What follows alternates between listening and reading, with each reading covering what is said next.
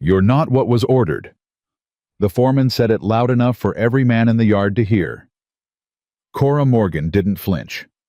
She stood in the dust of Roan Fork Ranch with a 5-year-old girl on her hip and one trunk at her feet, and she looked at the man who had just dismissed her in 8 words, then past him, straight at the rancher, standing cold and silent in the doorway. "No," she said. "I'm not." She set Lily down, straightened her spine. "But your kitchen hasn't had a real cook in over a year, and your men look like it." Nobody moved. "Let me cook one meal," she said. "Then decide." If you've ever been judged before, you had a chance to prove yourself, this story is for you. Subscribe to our channel, follow this story all the way to the end, and drop a comment telling me what city you're watching from. I want to see how far this story travels. The telegram had said, "Widow experienced references available upon request." It had not said plain. It had not said tired. It had not said traveling with a child small enough to fit inside a flour sack with room to spare. Wesley Hale read that telegram now from the doorway of his ranch house, holding it between 2 fingers, like it had personally offended him, and stared at the woman standing in his yard. She was 32 years old, maybe 33. Her dress was clean, but worn at the elbows. Her hair was pulled back with the kind of efficiency that had nothing to do with vanity and everything to do with practicality. She stood straight, not proud, not defiant, just straight the way a woman stands when she's spent years making sure nobody could read her face. The little girl at her side had her mother's eyes, brown and watchful and missing absolutely nothing. Wesley said nothing for a long moment. Behind him, Boone Carter leaned against the doorframe of the bunkhouse, arms crossed, chewing on a piece of dried grass. He'd been with the Roan Fork since before the roof was raised. He knew what Wesley's silence meant. It meant the man was already looking for a reason to say no. Cap Reeves got there first. Cap was the foreman, 48 years old, built like a fence post with a jaw that looked like it had been carved out of red cedar. He walked across the yard slowly, deliberately, the way a man walks when he wants the other person to feel the weight of every step. He stopped 6 feet from Cora. He looked at the trunk. He looked at the girl. He looked at Cora. He said, "You the one that answered the posting?" "I am," Cora said. It said, "Experienced cook, ranch work, full outfit." "I read it the same as you?" Cap turned his head slightly and called back toward the bunkhouse without raising his voice much. "Hatch, come out here."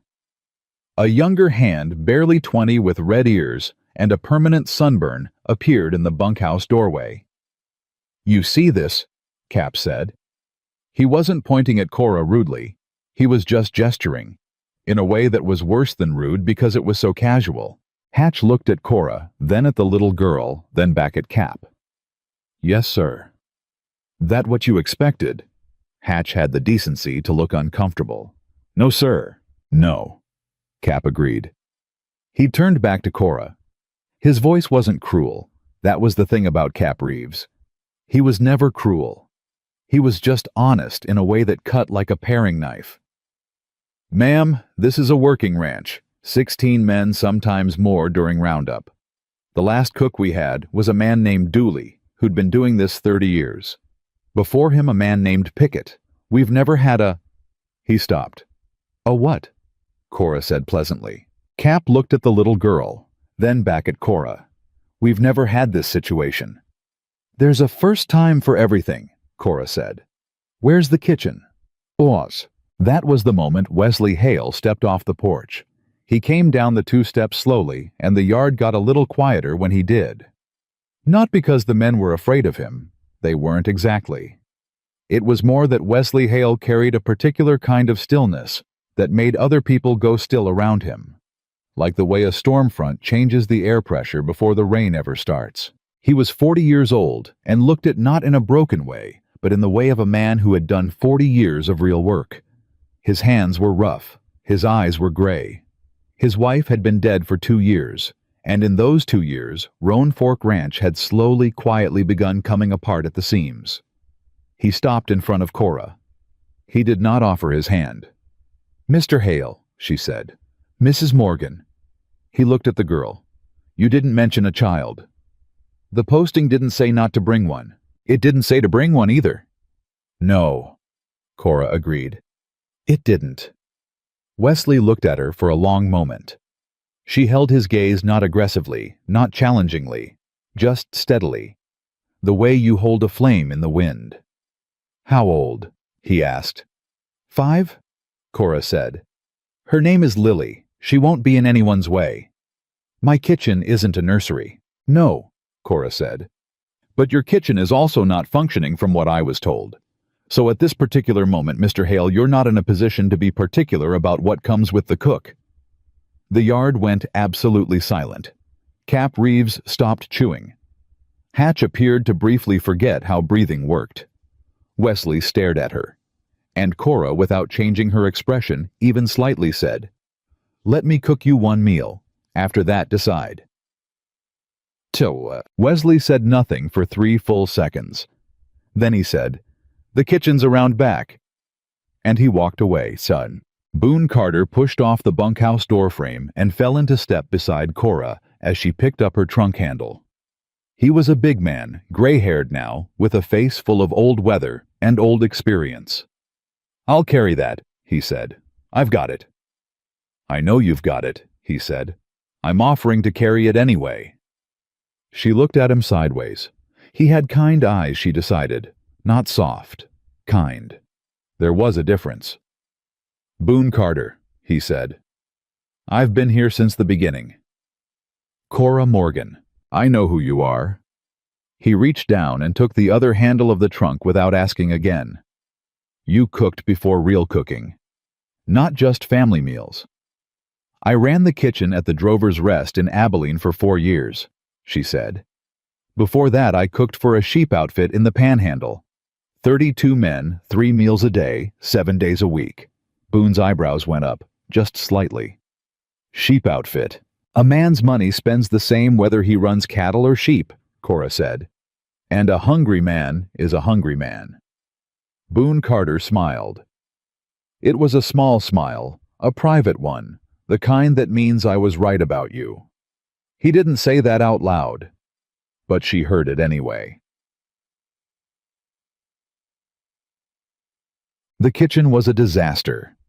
Not dirty exactly, someone had swept recently, but it had the particular feel of a place that had been abandoned midway through being maintained like a garden where the weeding had stopped and the grass was beginning to win. Pots were stacked without logic. The flour barrel was half full but uncovered. The fire in the cast-iron stove had gone out sometime that morning, and the grease trap hadn't been emptied in. She didn't want to estimate how long. She set her trunk down. Lily stood in the doorway, taking everything in with those watchful brown eyes. Don't touch anything yet, Cora told her. I know, Mama. And if any of the men come in, I stay out of the way, Lily said like she'd said it 100 times. Because she had. Cora tied her apron strings and looked at the stove. Then she looked at the fire supplies. Then she rolled her sleeves up. Hatch appeared in the doorway 20 minutes later with the particular expression of a man who had been sent to do something he considered pointless. Cap wants to know if you need anything, he said. Wood, Cora said, without looking up from the flour she was sifting. Good dry hardwood, not green pine. 2 armloads. And a bucket of water from the well cold, not warm. Hatch blinked. Ma'am, the woods. And I need to know what supplies are in the cellar, she continued. All of them. Not what you think is down there. What's actually there. Can you do that? Yes, ma'am? Good. Go. Hatch went. He came back 10 minutes later with the wood, the water, and a handwritten inventory that looked like it had been written in a panic.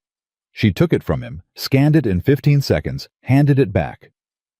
The salt pork, she said. How much is actually left? Maybe 40 pounds. And the dried beans. 2 sacks, maybe a third of one more. Coffee. Low, maybe enough for a week. Someone needs to go into town tomorrow morning, she said. I'll write the list tonight. Ma'am, that's Cap's decision. She looked at him. Yes. And when Cap asks why you didn't tell him about the supplies situation, what will you say? Hatch opened his mouth, closed it. Tell him, she said. He'll go. The fire was going by the time the hands came in from the afternoon work. She heard them before she saw them, the sound of boots on hard ground, of voices dropping to a lower register as they passed by the kitchen side of the house. A few of them slowed down. She could feel it. Then one of them, she didn't know his name yet, leaned around the doorframe and sniffed the air. What is that smell? Supper, she said. Smells like actual supper. That's because it is actual supper. He disappeared. She heard him say something to the men behind him. She couldn't make out the words, but she heard the tone. Surprised. Not convinced exactly, but surprised. She kept working. Cap Reeves came to the kitchen door at 6:15. He didn't knock. He stood in the doorway with his arms crossed and watched her plate the food venison stew biscuits that had actually risen dried apple slices cooked down with a little sugar and cinnamon she'd found in the back of the spice shelf. Where'd you find cinnamon? He said. Behind the nutmeg. We have nutmeg. You do now. He was quiet for a moment. Dooley never made biscuits like that. Dooley's not here, she said. No, Cap said. He isn't.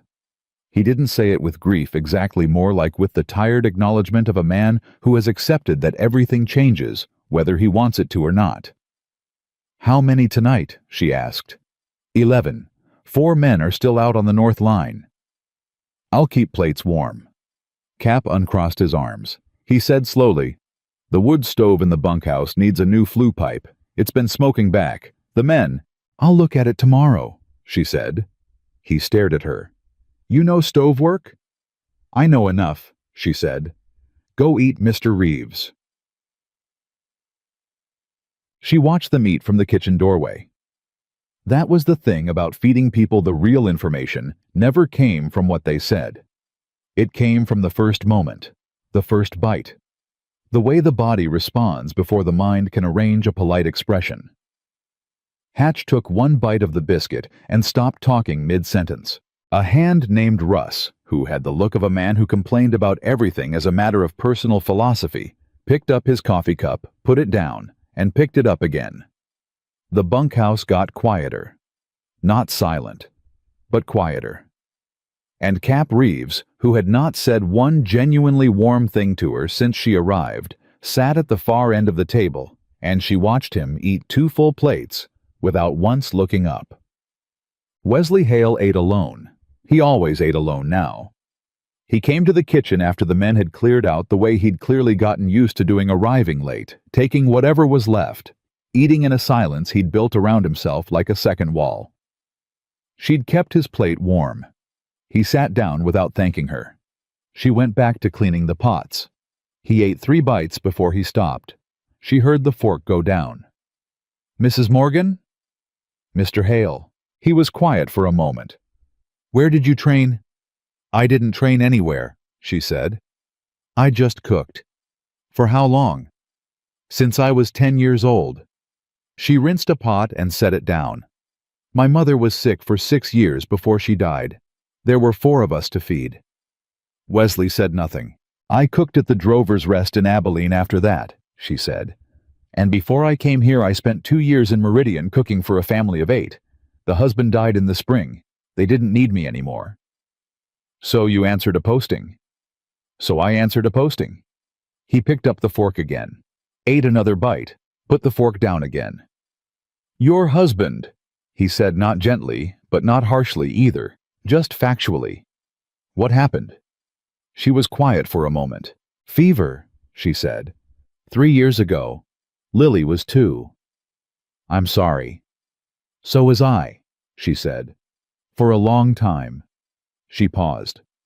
Are you going to let us stay, Mr. Hale? He looked at her, then really looked at her.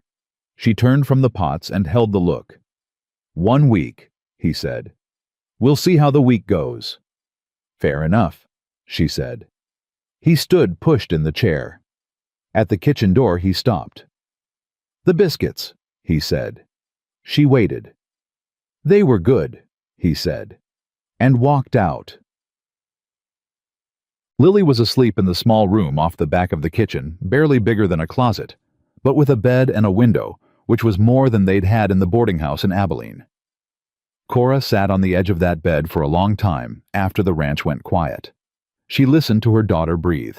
She thought about the way Wesley Hale had looked at her in the yard. Not with contempt exactly. With something more complicated.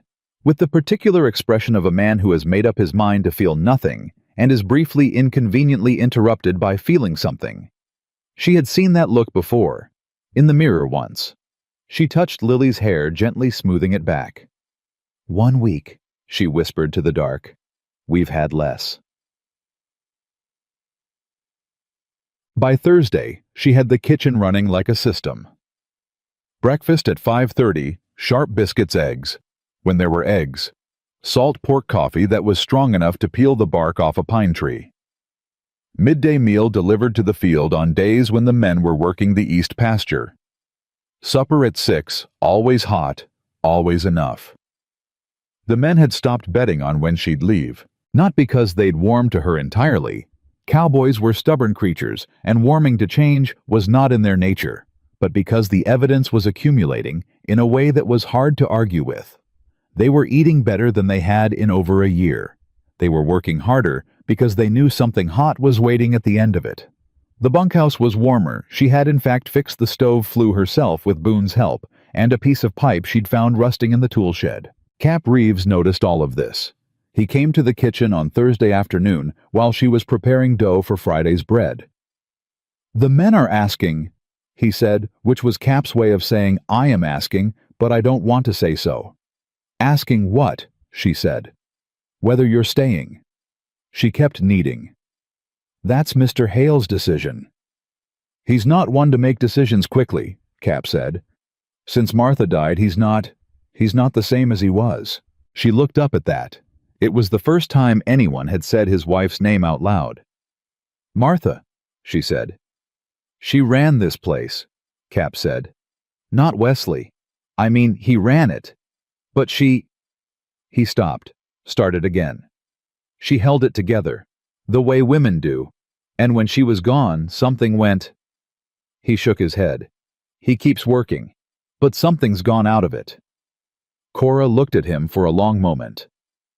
"Why are you telling me this?" she asked. "Because," Cap said, "I don't want you to take the quiet personally." She turned back to her dough. "I don't," she said. "I've met grief before, Mr. Reeves. It doesn't scare me." Boone found her at the well on Friday morning before the sun was fully up. He was leaning against the post with 2 cups of coffee, and he handed her one without asking. She took it. "You heard the weather report coming out of Laredo," he said. It wasn't a question. "I heard the hands talking," she said. "Storm front. How bad?" "Oh, bad enough," Boone said. "Northern boys will be coming back in off the trail. Could be the whole crew by Sunday." "How many?" 16, maybe 18 if the Ortega brothers came up with the herd. She held the coffee cup in both hands and looked at the horizon where the light was beginning to go that particular flat gray color that meant the weather was already changing. "That's a lot of cold, hungry men," she said. "It is," Boone agreed. "You ever cook for an outfit that size in a hurry?" "Once," she said. "In Abilene. A cattle drive came in 2 days early, 31 men. I had 6 hours. Boone was quiet for a moment. "What happened?" "They ate," she said. He smiled again, that same small private smile. "You're something, Mrs. Morgan." "I'm a cook," she said. "Let's not get ahead of ourselves." She started her supply list that afternoon. She was 3 lines in when Wesley Hale appeared in the kitchen doorway. Appeared. She'd noticed it all week. He moved quietly, for a big man arrived in doorways without announcing himself, stood there a moment as if deciding whether the room was worth entering. "What are you writing?" he said. "Supply list for the storm," she said. "Someone needs to get into town tomorrow morning. Early." He came into the kitchen, looked over her shoulder at the list, not reading it closely yet, just looking at the length of it. "That's a long list," he said. It's a big outfit, she said. And your cellar is low. I've been working with what was here, but if those men come back in a storm and I'm short on flour or salt pork or coffee. I know, he said. Do you? She set the pencil down and looked at him. Because someone let the supply situation go, Mr. Hale, for a while. And I'm not saying that to criticize, I'm saying it because we need to fix it before Sunday. He didn't flinch. He just looked at her with those gray eyes. You're right, he said. I let it go. She hadn't expected that the straightforwardness of it. She picked her pencil back up. I'll have the list finished by tonight, she said. If you can send someone first thing tomorrow. I'll go myself, he said. She looked up again. I need to speak to the supplier anyway, he said, and I trust my own eye for quality more than I trust anyone else's. Take the full list, she said. Don't substitute unless you have to. And if there's no good salt pork, get the smoked beef instead. It'll work better in the stew. He almost smiled. It wasn't quite a smile, it was the shape a smile makes before it decides to commit. You have opinions about smoked beef, he said. I have opinions about everything, she said. It's a professional hazard. This time he did smile. Small, brief, gone in 2 seconds. But she saw it.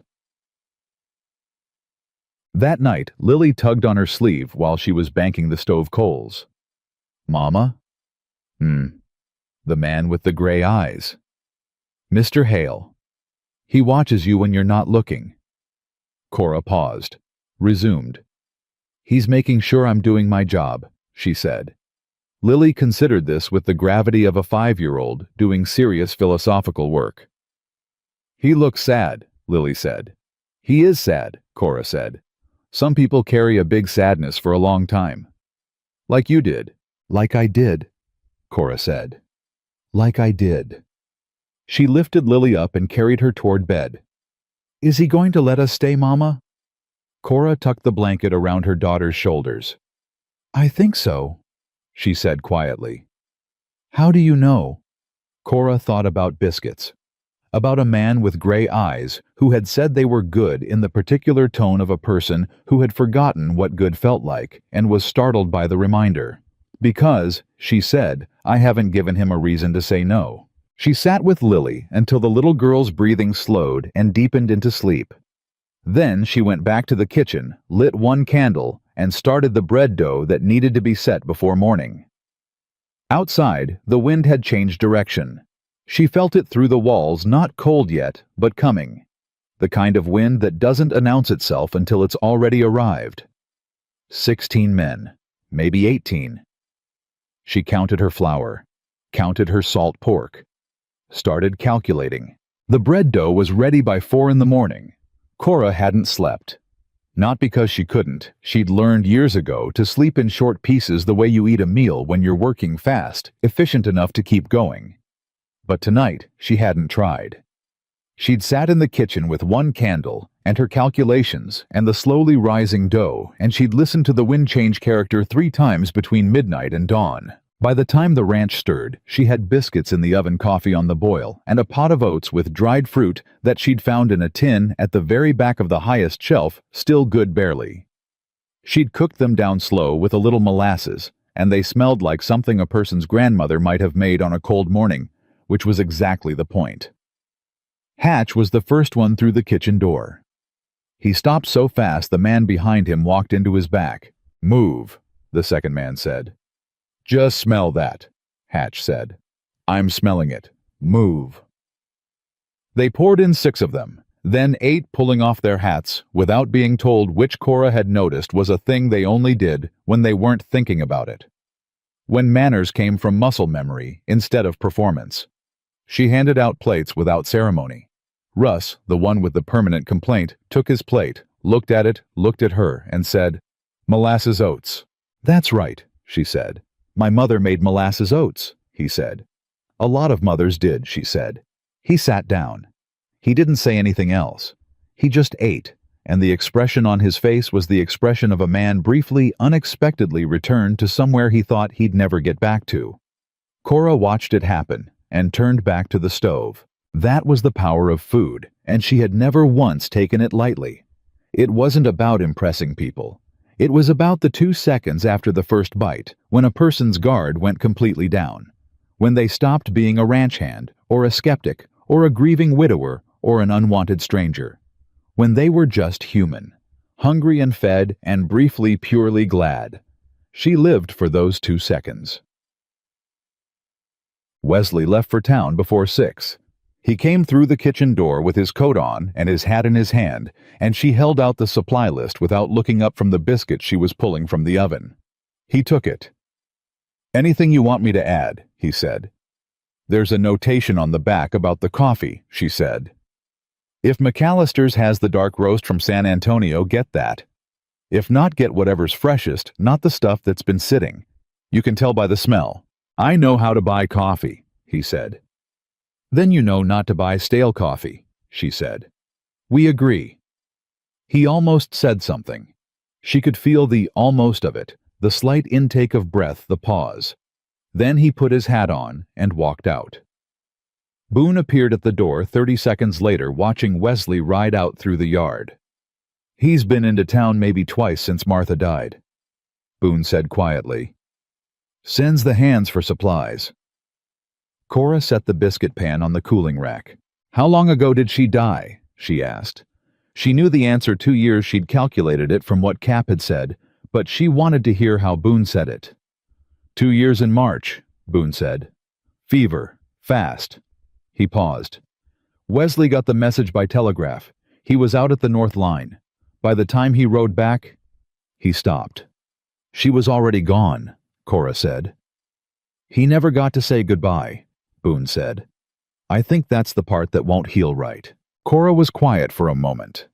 She understood that particular wound, not from personal experience exactly, but from the way grief has textures, and the texture of not getting to say goodbye was one she recognized.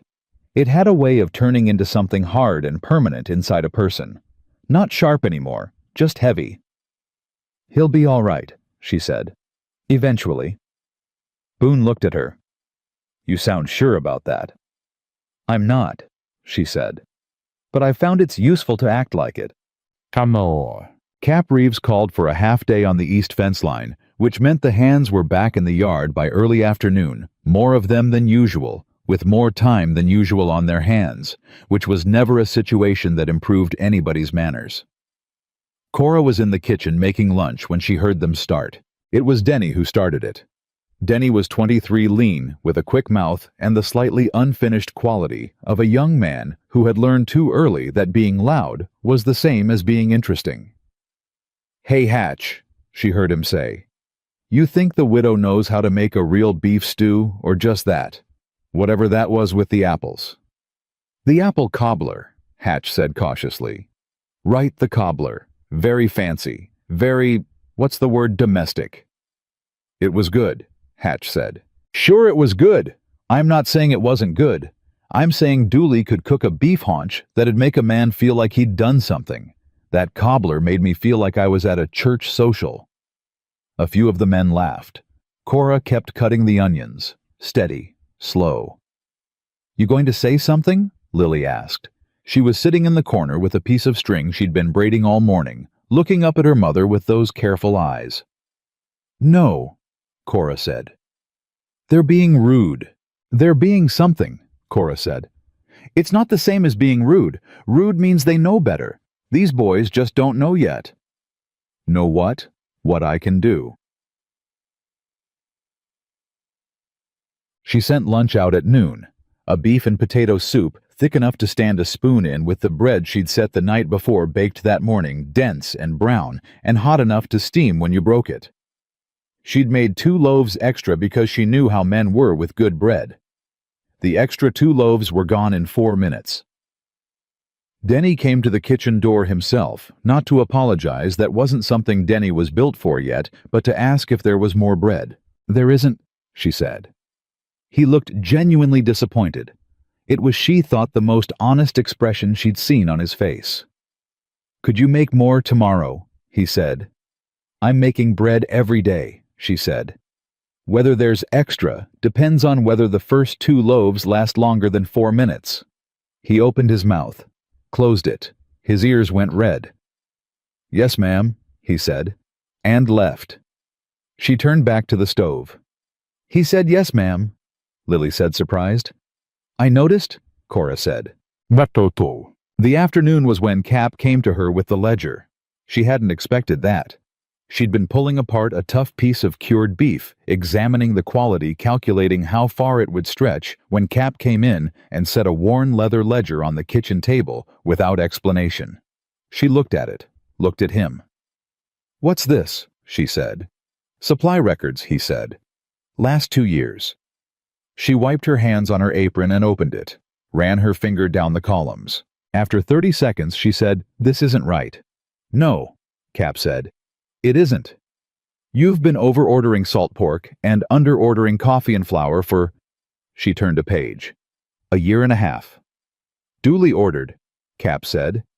"And I didn't check closely enough. Where did the excess salt pork go?" Cap didn't answer. She looked up at him. "Cap," she said, "where did it go?" "Did it?" He pulled out a chair and sat down with the heaviness of a man who has been carrying something for a long time and has finally found a place to put it down. "I think Dooley was selling surplus to the outfit over at Calhoun Creek," he said. "Small amounts, enough to pocket some cash without it being obvious." He paused. "I don't have proof." "Does Wesley know?" "Wesley doesn't look at the ledgers," Cap said quietly. "He hasn't since Martha died. She kept the books." Cora closed the ledger. She thought about the low supply cellar. She thought about 16 men coming home in a storm. She thought about what it meant that this ranch had been quietly bleeding from a wound nobody had been willing to look at for 1.5 years. "He needs to know," she said. "I know he does," Cap said. Cap." He stopped. "You came and showed me this ledger," she said. "Why?" He looked at his hands on the table, then at her. "Because you'll tell him straight," he said. "And because you're not afraid of what he'll feel when you do." She held his eyes for a moment. There was something in Cap Reeves under all that red cedar hardness that was actually just an old man who loved this ranch, and had been watching it suffer, and hadn't known how to say so. "All right," she said, "when he gets back from town." Wesley returned in the late afternoon with a wagon bed full of supplies, and a look on his face that said the trip had cost him something, not money, but the other kind of expense. The kind that comes from being out in the world after a long time of staying inside your own walls. She let him unload. Let him have the first cup of coffee when he came through the kitchen. Let him sit for 2 full minutes before she put the ledger in front of him. He looked at it. "Where did you get this?" "Cap brought it to me," she said. "Look at the salt pork columns, 18 months back." He looked. His face didn't change, not outwardly. But she saw the stillness in him shift, the kind of stillness that goes from resting to coiled. "Dooley," he said. Not a question. "Cap suspects it. No proof." "How much?" She did the calculation in her head. She'd done it twice already. "Enough to matter. Not enough to break you. But your cellar shortage didn't come from bad luck, Mr. Hale. It came from someone treating your ranch like a personal account." He closed the ledger slowly. She waited for the anger. She'd seen men respond to this kind of news with table slamming, with cursing, with the particular explosion that comes when a man realizes he's been made a fool of. Wesley Hale just sat there. Then he said, "Martha would have caught it in a week." He said it quietly.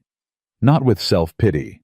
With something worse than self-pity, with simple, direct acknowledgement of a truth he'd been avoiding for a long time. Cora sat down across from him. "Probably," she said. "But she's not here.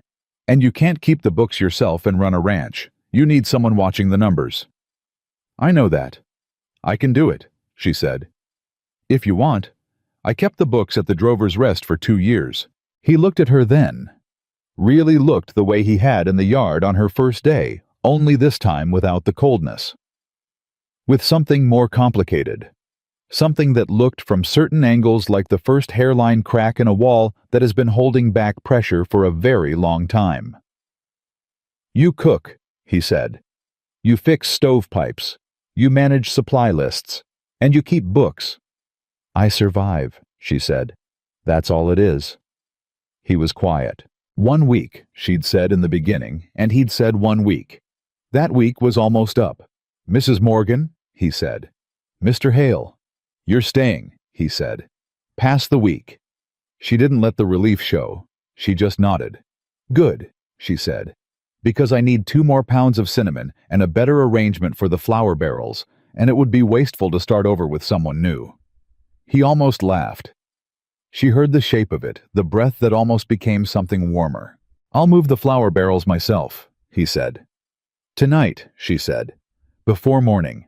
I need the workflow changed before the storm hits." "Tonight?" he agreed. Boone found her at the woodpile after supper taking stock of what had been brought in versus what would be needed. "He told Cap you're staying," Boone said. "I know." "Cap's relieved. He won't say so." "I know that too." Boone leaned against the post. "You told him about the ledger." "I did." "How'd he take it?" "Better than I expected," she said honestly.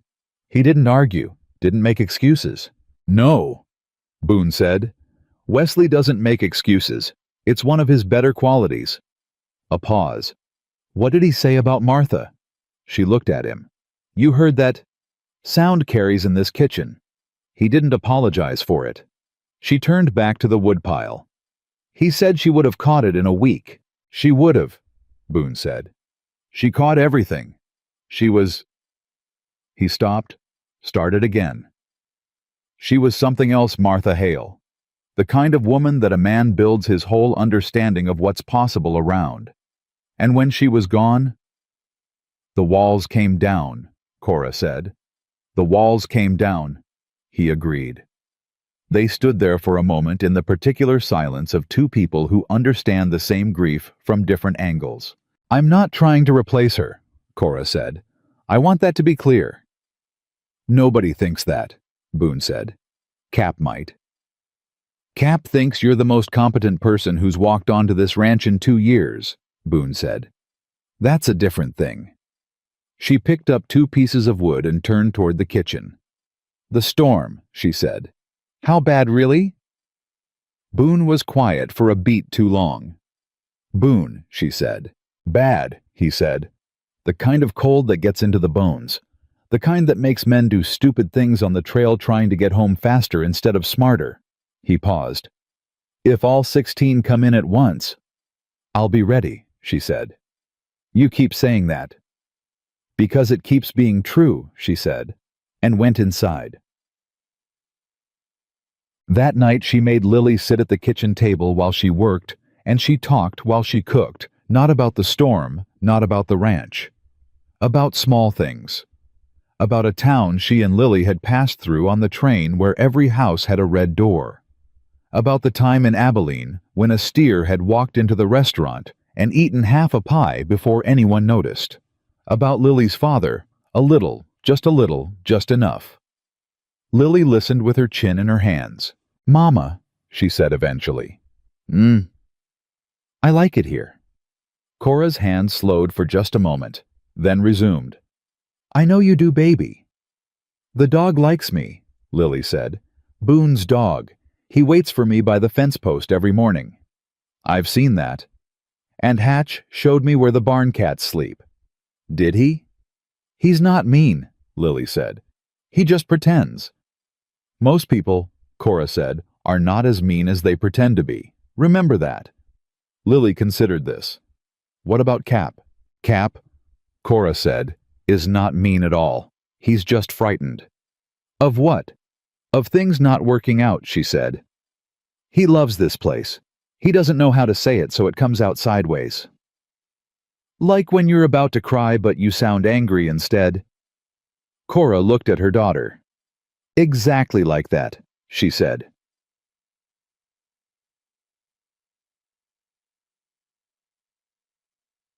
She was still at the stove at midnight when she heard footsteps in the yard, a single set unhurried. She knew by then whose footsteps were whose. This was Wesley's deliberate, even-weighted the walk of a man who moves through the world as though he's measured every inch of it. He appeared in the kitchen doorway. He looked at the preparations laid out across every surface, the flour measured, and covered the beans, soaking the dried fruit, set aside the fat rendered, and waiting the kindling stacked in exact order of size for the fastest possible fire tomorrow. He looked at it for a long time. "You should sleep," he said. "I'll sleep when the storm passes," she said. "That could be 3 days. I've gone 3 days before." He stayed in the doorway. She had the sense he hadn't meant to come to the kitchen, that he'd been somewhere else, and ended up here the way people end up places when their feet know better than their minds. "My father ran an outfit," he said, not quite out of nowhere. There was a thread connecting it to something, though she couldn't find the beginning. 40 men at peak. He had a cook named Mrs. Yardley. She was older, heavy-moved, like she was conserving herself for something. But she could feed 40 men in 40 minutes, and never once looked panicked doing it. "Good cook," Cora said. "He said she was the reason the outfit survived 2 bad winters," Wesley said. He used to say the cook is who holds the line when everything else goes wrong." She looked at him. "Your father was right," she said. "He usually was," Wesley said. Something moved behind his eyes, something old and complicated and not fully healed. "I should have taken better care of this kitchen. After Martha. I let it—" "You were grieving," she said. "That's not an excuse." "No?" she said. "But it's a reason. There's a difference." He looked at her sharply, like she'd said something that surprised him, not because it was new, but because someone had said it out loud. "Go to sleep, Mr. Hale," she said. Not unkindly. "I have everything under control here. That's what you hired me for." He stayed 1 more second. "Good night, Mrs. Morgan," he said. "Good night." She listened to his footsteps cross the yard. She listened until they were gone. Then she turned back to the stove, added a log to the fire, and kept working. Outside, the wind was no longer changing direction. It had decided. It was coming from the north now, and it was coming hard, and somewhere out on the open trail, 16 men were riding toward Roan Fork, with their collars up and their heads down, and they were counting on something warm waiting for them at the end. She wasn't going to let them down. She measured the flour again, just to be certain. Then she started on the biscuit plan. How many batches? How to stagger the oven times, so nothing sat cold. How to keep the stew at exactly the right temperature for men coming in at different hours. How to make the coffee last the full day without running short. In the corner room, Lily slept, and the dog Boone owned sat just outside the kitchen door in the cold, not asked, not directed, just there. Guarding. As if it knew the way animals sometimes do that something was coming, and that the woman inside the kitchen was the reason it would be all right. The cold hit before dawn. Not gradually, the way cold usually announces itself, creeping in under the door, settling first in the corners of the room. This came fast and flat and decisive, the way a judgment comes. Cora felt it the moment she stepped out to the woodpile at 4 in the morning, and the air hit her face like a wet iron. She didn't go back inside for her coat. She grabbed the wood, stacked it against her chest, and went straight back to the kitchen. She had too much to do to be cold. The fire was already going. She'd been feeding it since 2 a.m., and the first batch of biscuit dough was resting under a cloth on the far end of the table. The beans had been soaking since midnight. The dried beef was already cut and browning in the bottom of the big pot, and the smell of it, fat and salt and heat, had begun to fill the space with the particular warmth that only comes from a kitchen that is genuinely working. She counted her baking pans. 8. Not enough. She stood there for the moment calculating. Then she went to find Boone. He was already up. He was always already up. She'd learned that about him in the first week. Boone Carter woke with the ranch the way a doctor wakes when a patient is in the next room. Some part of him never fully slept. He was sitting on the bunkhouse step with his coffee when she came around the corner, and he looked up at her with the expression of a man who had been waiting for this conversation. I need more pans, she said. Big ones. What does this ranch have that I don't know about? Tool shed, he said immediately. Back left corner. There are 2 Dutch ovens that haven't been used since... He paused. Since Martha did the fall branding meal, 3 years ago. Get them for me. He was already standing. What else? Trestle tables, she said, for serving. If all 16 come in at once, I can't run individual plates. I need to set up a line. There are 2 in the barn. Can they be moved? With 4 men, yes. Find 4 men, she said, quietly. Don't wake the whole yard. They need to sleep as long as they can. But I need those tables set up in the main room before 8. Boone nodded. He wasn't writing anything down. He didn't need to. How many do you think will come in today? She said. Could be all of them, he said. Trail foreman sent a rider last night. Storm's coming faster than they thought. They'll push hard to make it in before dark. Before dark, she said. That means noon maybe. 2 o'clock at the latest.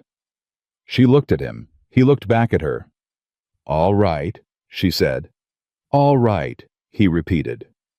She went back to the kitchen. He went to find the Dutch ovens. Cap Reeves appeared at 6:30 with the look on his face of a man who has just done a count and doesn't like the number. 18, he said. The Ortega brothers came up with the herd, and McCarthy's nephew the boy's first full trail. He's maybe 17. 18, she said. She was elbow deep in biscuit dough. Fine. Fine. Fine, she said again. Is the boy allergic to anything? Cap stared at her. I don't know. Find out, she said. And tell him when he comes in there's a seat closest to the stove. First-timers on a cold trail, they can't warm up fast enough on their own. The body doesn't know how yet. Cap stood there for a moment longer than necessary. What? She said. Nothing, he said. I'll find out about the allergy. He turned to go. Cap, she said. He stopped. How many biscuits can a cold cowboy eat in one sitting? He thought about it seriously, which she appreciated. 4, maybe 5 if they're good. So 6, she said. Go. She didn't hear Wesley come in. She had stopped hearing individual sounds an hour ago. Her mind had narrowed to the specific frequency of kitchen work, where everything that mattered was temperature and timing, and the particular color of something browning in a pan. He was simply suddenly there in the kitchen doorway, dressed for the cold, watching her.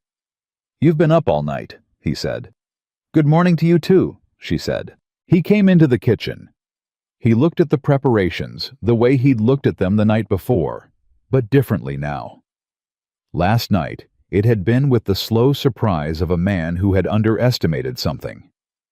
This morning, it was with the focused attention of a man recalculating. Boone says 18, he said. 18, she confirmed. The Dutch ovens, already on the fire. The trestle tables, being moved from the barn. He stopped trying to anticipate. Is there anything you need from me? He said, and she heard it, the shift in the question. Not is there anything the ranch needs, or what should I tell the men? He was asking what she needed. Directly. Without the deflection he'd been using all week as a kind of emotional buffer between himself and the fact that he had come to rely on her. She looked at him across the kitchen. Yes, she said. I need you to keep the men out of here until I call them. Every time someone comes in to check, I lose 3 minutes explaining things I've already thought through. Done, he said. What else? The apple cellar, she said. There are 6 bushels still in there from fall. I know because I found them last week, and I've been saving them. He hadn't known about the apples. She watched him realize that. 6 bushels, he said. I want to make cobblers, she said. 3 large ones. Men coming off a cold trail sweet is what they want after savory. It's not luxury, it's physiology. The sugar warms the blood faster. He nodded slowly. I'll bring the apples in. Now, she said. Not later. He went. Lily woke at 7 and came into the kitchen with her hair loose and her eyes still carrying the soft blur of sleep. She stopped when she saw the state of things, every surface occupied, every pot active, the rhythm of the kitchen running at a register she'd never seen it reach before. "Mama," she said, "is something happening?" "Yes," Cora said.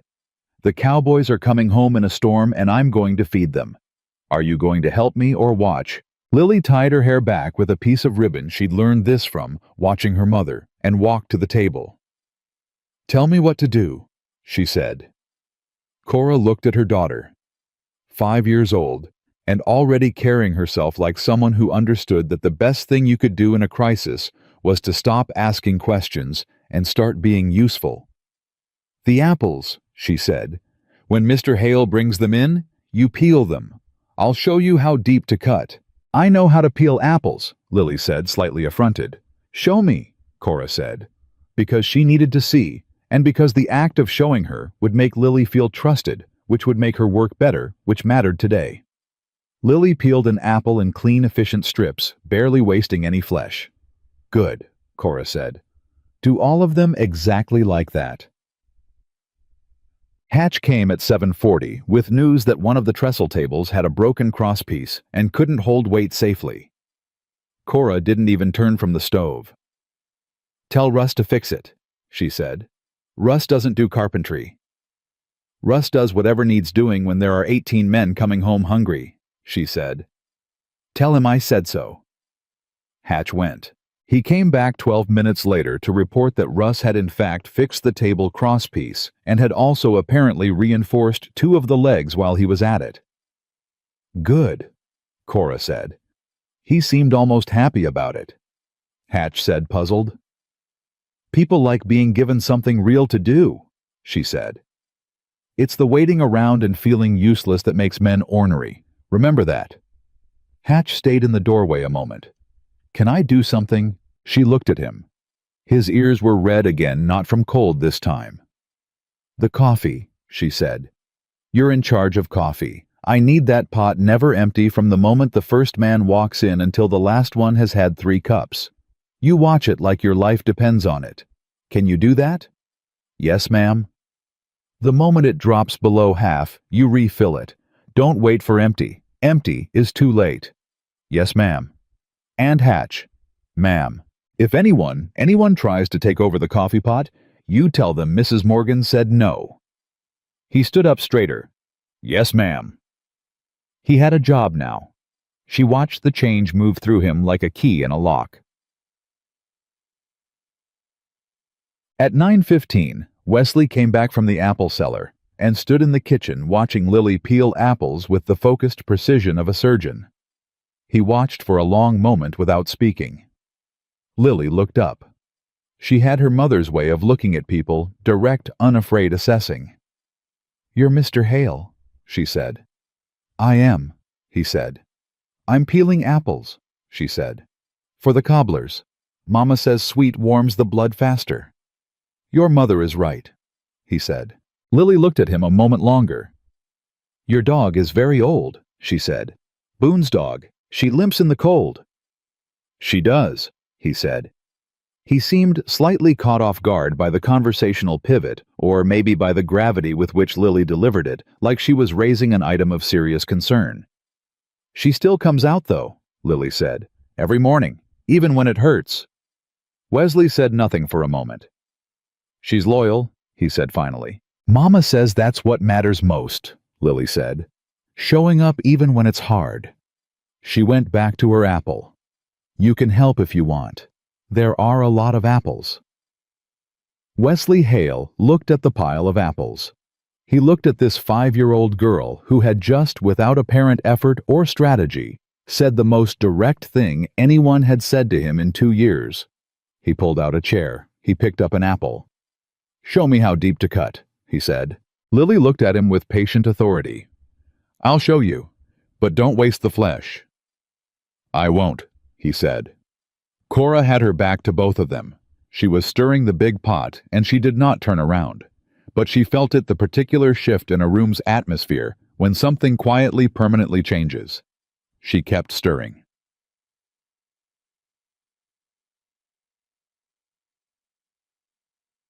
At 10:30, Boone came into the kitchen and leaned close enough to speak under the noise of the fire and the pots and Lily humming to herself in the corner. "Ryder came in," he said quietly. "Trail crew is about 4 hours out, but there's a problem." Cora looked at him. "Two of the men," he said. "Estes and the younger Ortega. They went ahead of the group last night, trying to make time. In the dark." "In the dark," she said. "In that cold." "Wesley's sending Cap and 2 men out to find them," Boone said. He stopped. "He's not saying it out loud, but he's worried." "Are they good men?" she said. "Estes and Ortega. Experienced." "Estes is 40 years on the trail," Boone said. "But 40 years takes a toll. And the younger Ortega?" He shook his head. "He's tough, but it was a bad night." Cora turned back to the stove, added more wood.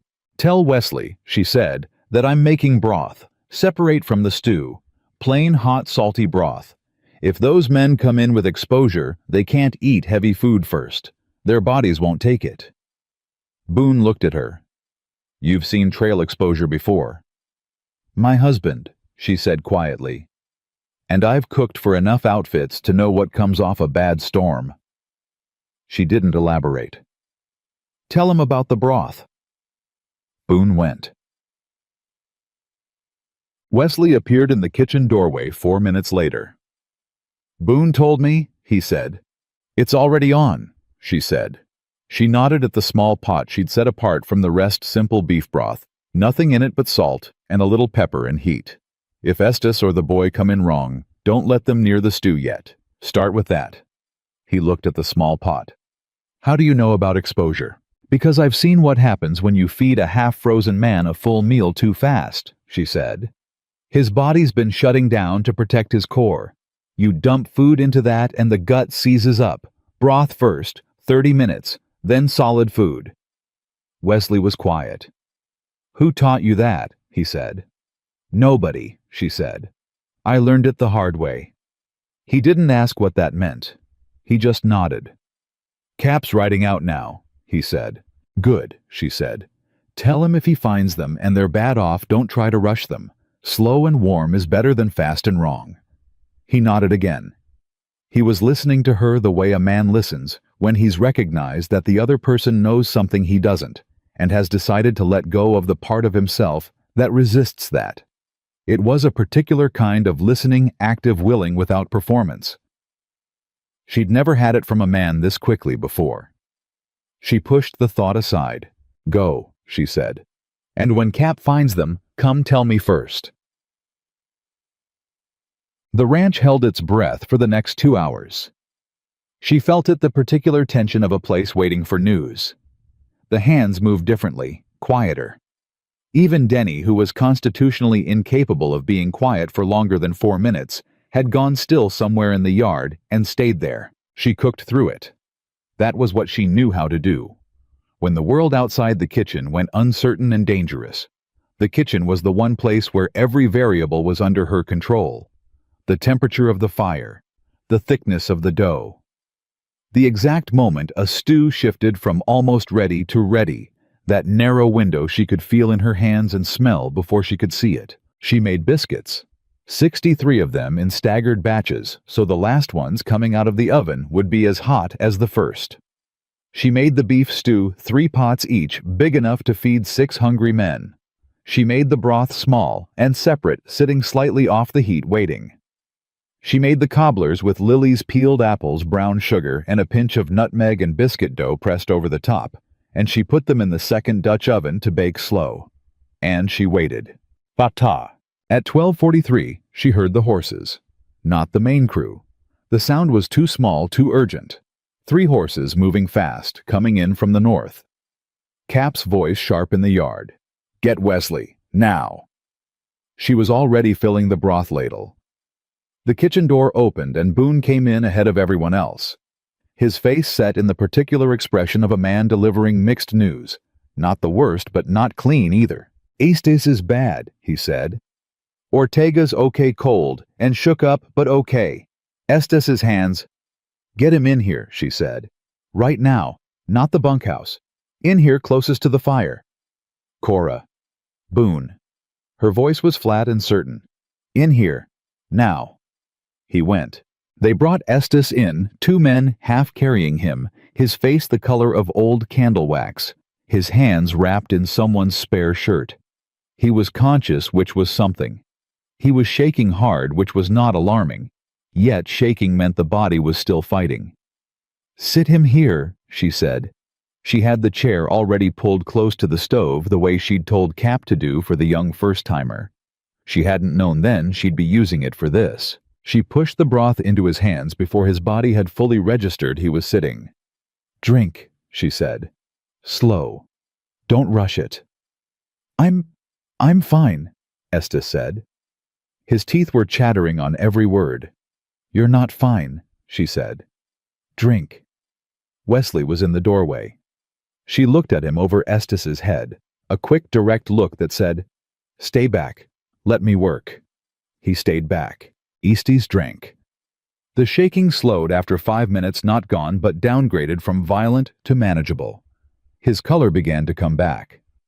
She watched his hands, the real concern, and when he finally unwrapped the cloth, she saw the white patches on 2 of his fingers and made the internal assessment quickly and without drama. "You'll keep the fingers," she said. "But you're done on the trail for a while." "How do you—" "I know what I'm looking at," she said. "Drink the rest of the broth. Then you're going to eat something small. And you're going to sleep in here tonight, not the bunkhouse." "Ma'am, I don't need—" "Estes," Wesley said from the doorway. His voice was quiet. "Do what she says." Estes looked at Wesley, then back at Cora. Something in the old cowboy's face shifted the particular surrender of a proud man who has been frightened enough by his own body that he's willing to be taken care of. "Yes, ma'am," he said. The main crew arrived at 2:15. She heard them long before she saw them. The sound of 16 horses coming in together has a weight to it, a particular rhythm like slow thunder that doesn't stop. The yard erupted with voices, with the sounds of horses being relieved of their loads, with the short, sharp language of cold and tired men who have made it to the place they were trying to get to, and are only now allowing themselves to feel how much the getting there cost. She was ready. She had been ready since midnight. She called Hatch in from the doorway. "Coffee, now." He moved. She called to Boone. "Tables are set. Get them in groups. Don't let them all pile in at once, or nobody gets served right." Boone moved. She called to Lily, who had spent the last 20 minutes in the corner, organizing the plates in exactly the order Cora had showed her. "You ready?" "Ready," Lily said. "Good girl." She picked up the ladle and stood at the stove and waited. The first group came through the door in a wave of cold air, and the smell of horse and wet wool, and the particular exhaustion of men who have been outside in the kind of cold that makes even the air feel hostile. They were pulling off gloves and hats, rubbing hands together, not speaking, yet too tired to perform, too cold to be polite about anything. Then the warmth hit them.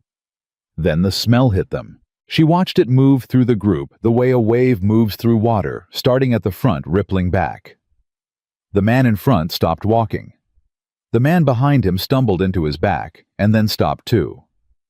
Someone in the middle said something low and wordless that wasn't quite a word but communicated everything. She didn't wait for them to collect themselves. "Sit down," she said. "Coffee's on the table. Food's coming." They sat. She served them herself, not because she had to, not because there wasn't help available, but because she understood something about this particular moment that couldn't be delegated. When a man has been on the trail in the cold for 3 days, and he sits down and someone puts a bowl of hot food in front of him, the person who puts it there matters. It's not logic. It's not sentiment.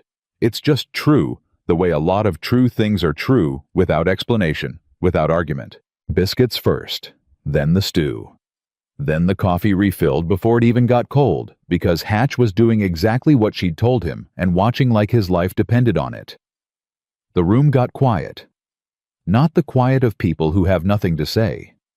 the quiet of people who have stopped needing to say anything because everything they needed had just been handed to them. One of the Ortega brothers, the older one, she'd learned his name was Carlito, held up his biscuit and looked at it for a moment before he ate it the way a man holds something up when he wants to acknowledge that it is a real thing and not a dream. "Señora," he said, This is good. This is very good." "Eat," she said. He ate. Wesley found her at the kitchen door. 30 minutes later, she'd stepped out for the first time in hours just to breathe air that wasn't full of steam and wood smoke. Her hands were still for once. Her shoulders were somewhere near her ears. She made herself lower them deliberately. He stood beside her, not close enough to be intrusive, just near. "Estes is sleeping," he said. "Color's good." "Good," she said. "McCarthy's nephew ate 4 bowls," he said. "I expected 5. He was quiet. Then he said, "Mrs. Morgan." "Mr. Hale, I need to ask you something." She looked at him. His face in the cold had a different quality than it did indoors, something more exposed the way faces are when there's nothing between them and the weather. "The men," he said, "all of them, 18 of them, they're—" He stopped, started again. "They came in off that trail expecting nothing. They've been expecting nothing for a long time. Dooley was adequate. What you—" He stopped again. She waited. "Can you cook for a whole outfit?" he said. "Not just tonight. Every day. Through winter, through roundup, through whatever comes. Can you do this?" She heard the full weight of it. Not just the question about cooking. The question beneath it. Can you stay? Can you hold? Can you be the thing? This place has been missing. Can I trust you with something I haven't trusted anyone with in 2 years? She looked at him steadily. "Tell me how many," she said. "I'll be ready." He held her gaze. The cold moved between them, and neither of them stepped back from it. 18, he said, "give or take." "Then I'll cook for 20, she said, "in case." He nodded. Something in his face, that wall she'd been watching all week, that careful construction of distance and control, had developed a fracture. Not broken, not gone, but changed. The way stone changes when water has been working at it long enough. Quietly, permanently. She turned back toward the kitchen. "The cobblers should be ready," she said. "Go tell the men." He went, and she picked up her ladle and walked back to the stove, and behind her the yard was cold, and the storm was fully here now, pressing against every wall of Roan Fork Ranch, and inside 18 men were warm and fed and quiet, in the particular way of people who have been reminded without a word being said about it, that someone thought they were worth taking care of. She added a log to the fire. She kept working. The cobblers came out perfect. She knew, before she opened the Dutch oven, she could tell by the smell, the way the sweetness shifted from raw sugar to something caramelized and deep with the biscuit crust gone from pale to gold. She lifted the lid and the steam rose, and even Hatch, who had been focused entirely on the coffee pot with the intensity of a man guarding a military position, turned his head. "Is that—" "Yes," she said. "Keep watching the coffee." He turned back, but she saw his jaw work in anticipation. She set the cobblers on the cooling rack and straightened up, and for just a moment, 3 seconds, maybe 4, she stood still. Her hands ached. Her lower back had been sending complaints for the last 2 hours that she had been systematically ignoring. Her eyes were dry from the heat of the fire and from the specific fatigue that comes from concentrating without rest for 14 hours straight.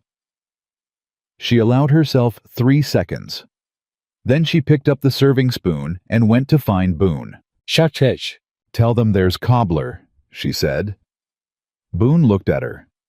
"Mrs. Morgan, those men are already— I don't know what the word is.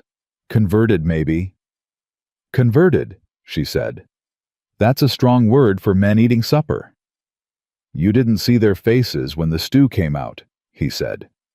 "I was busy making the stew," she said. "Cobbler.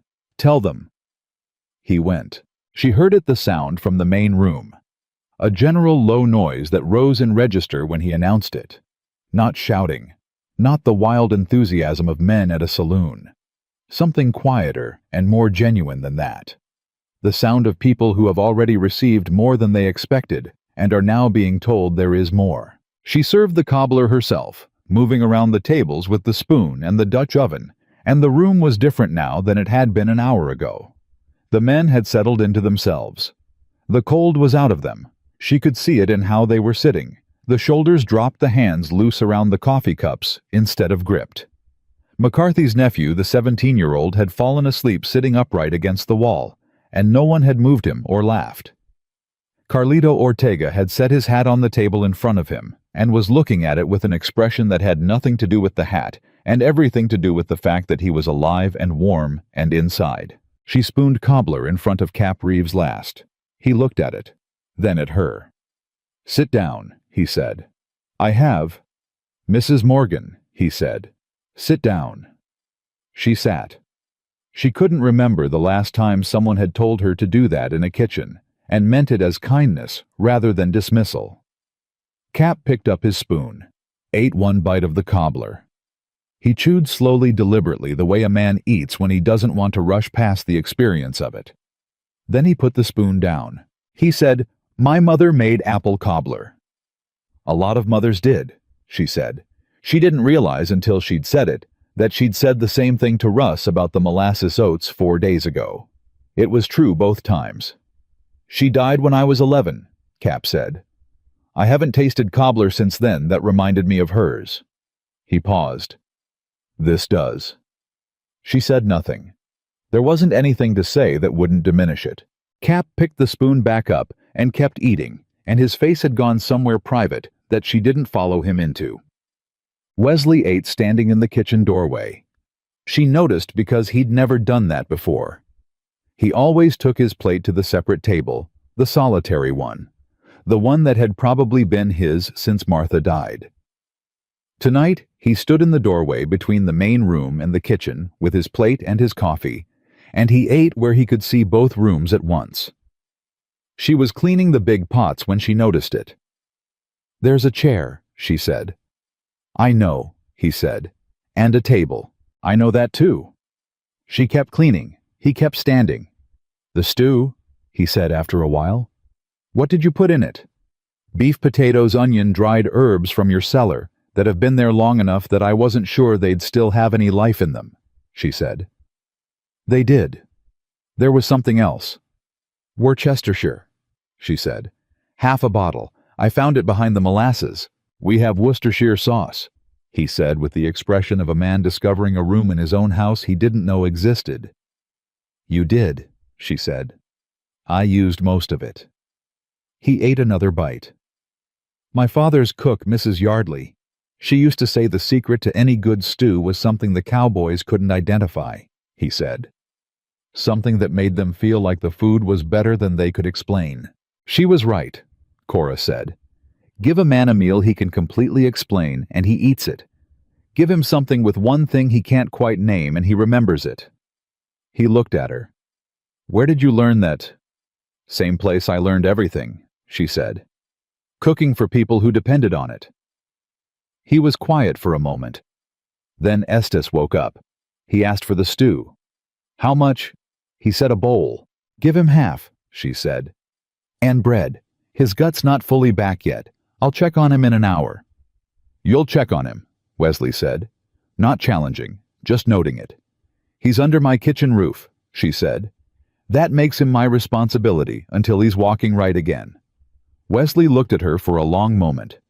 Something was working in him, she could see it. The internal machinery of a man who is revising something, turning it over, looking at it from a new angle. He said, "Cora." It was the first time he'd used her first name. She looked up from the pot. "Wesley," she said. He cleared his throat. "Boone told me about the offer." She set the pot down slowly. "What offer?" she said. But she already knew which offer. There had only been one. "Hale Creek outfit," he said. "Jim Hale's operation. No relation.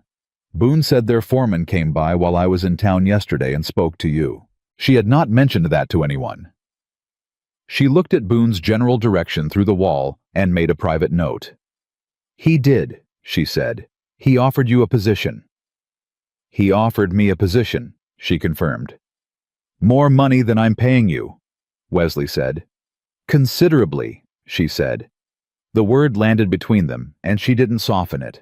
It was true, and they both knew it, and pretending otherwise would have been an insult to both of them. Wesley put his plate down on the counter. He crossed his arms and looked at the floor for a moment, not in defeat, but in the posture of a man gathering himself to say something he hadn't planned on saying tonight. "Why didn't you go?" he said. "I haven't gone anywhere," she said. "Cora." "Wesley. Why didn't you take it?" She picked up the pot again and hung it on the hook and turned to face him properly. "Because Roan Fork needs me more," she said. "That's not a reason to stay somewhere," he said. "Need isn't enough. You could be needed anywhere." "You're right," she said. "Need isn't enough." She looked at him steadily. "But need combined with the sense that something real is being built here, that is enough. For me." He held her eyes. "Something real," he said. "This kitchen," she said. "This outfit. Those men in there who just ate the first decent meal they've had in a year and a half." She paused. "Lily's happy here, Mr. Hale, and Lily doesn't get happy easily. She's careful about it like her mother." He didn't say anything for a long moment. Then, "I'll match the offer."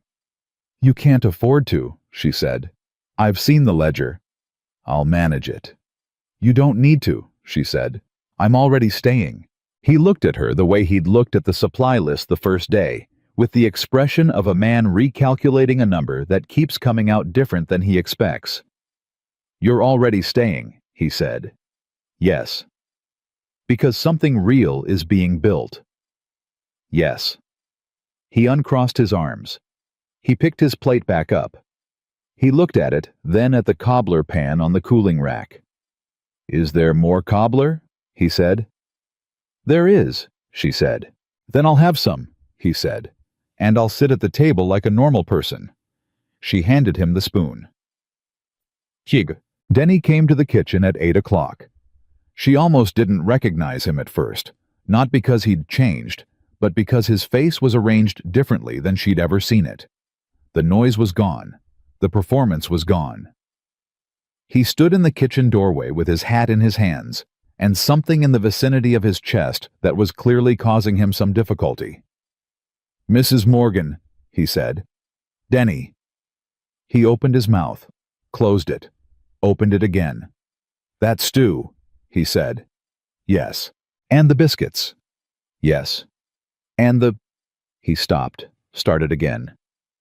"I said some things, earlier, in the first few days, about what you could cook and whether you knew what a cowboy outfit actually needed, and—" He stopped again. "I know what you said," she said. His ears went red, both of them. "I know you know." "The whole kitchen knew," she said. "Sound carries." He winced.